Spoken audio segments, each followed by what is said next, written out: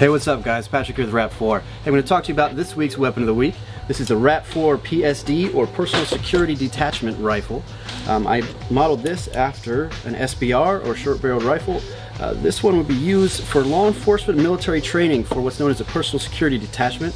Those are basically armed bodyguards that are there to protect an HVT or high-value target, senator, diplomat, whatever.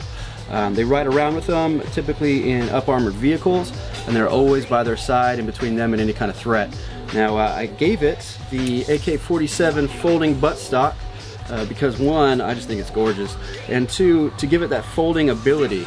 A lot of PSD rifles or PDWs, personal defense weapons, they have folding stocks, and that's so that you can get in and out of tight spaces like a vehicle, or to conceal it underneath like a jacket or something. So I gave it this folding stock to give it that capability. I went with the 12-gram adapter. Now the reason I went with such a small air source is one, I wanted this to be as realistic as possible, so I didn't want to have a big tank or a remote line to get in the way.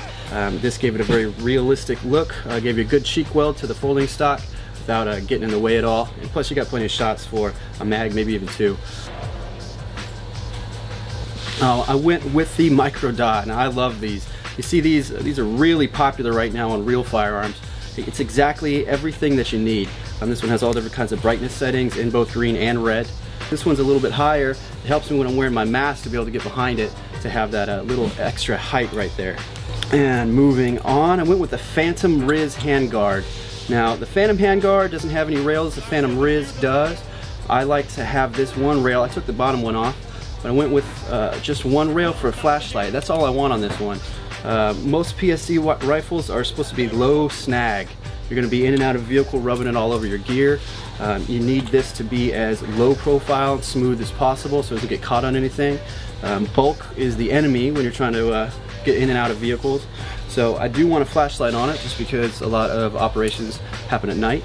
But other than that, lasers, forward grip, anything like that wouldn't really be useful on this. Now I put the flashlight up here, up in the corner, for a reason. Now I use what's called a thumb over bore grip, bore being the barrel, thumb being over it. So when I grip my weapon, I put my thumb over the top like that. It gives me a lot of control over where the muzzle's pointing, really quick snap movements. For a lot of people, his shoulder might get tired, but after having done a few training exercises, it shouldn't be a problem. So I keep it nice and forward like that. And the reason I put the flashlight here is because if I was going to switch arms, I would be able to do the same thing, thumb over bore, and not have to change my my grip. As you can see, it's not in my way at all. It goes in between my trigger finger and thumb there. So that's just a personal preference of mine to have it up in the side.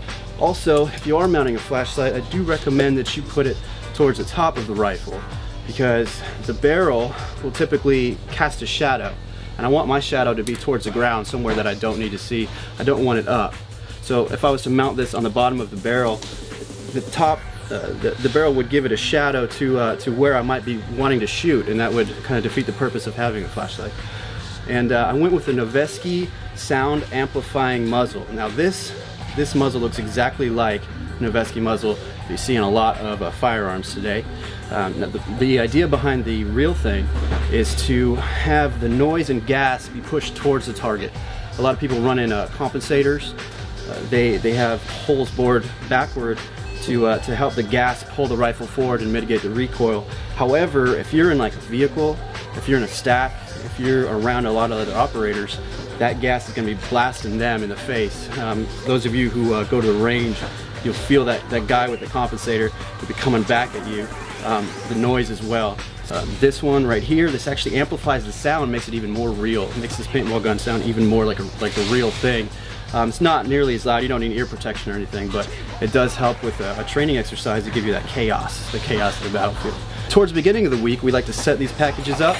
Now we're still waiting for some really good submissions from you guys, so be sure to give us your ideas of what you'd like to see on your dream rifle. We'll go ahead and put it together, and if it's cool enough, we're going to name it after you. It'll be in our online catalog. It'll have its own page and a picture and show all your friends how cool your setup was. Be sure to submit those ASAP so that we can get on those. Thank you very much. We'll see you out there.